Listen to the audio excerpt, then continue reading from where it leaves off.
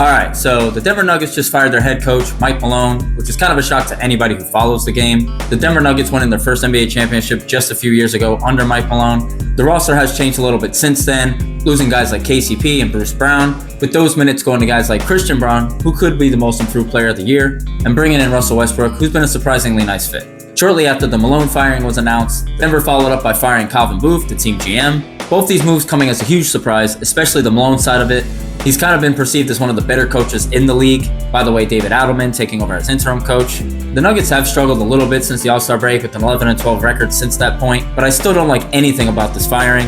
Rumor has it that Malone and Booth not really getting along, with tensions rising in the locker room. Ownership not liking that at all and deciding to release both. Of the two, I would have gotten rid of Booth way ahead of Malone. Denver tried to trade for Levine right before the break. When you have Murray, Jokic, and Porter all on max deals, that kind of became difficult. But even then, I didn't think any change needed to happen, especially at the end of the season about a week away. There was some heat between Booth and Malone about rotations, minutes going to certain guys, especially with the team losing to the Lakers, Warriors, and T-Wolves recently. But most of the struggles I really think is more about Murray being injured.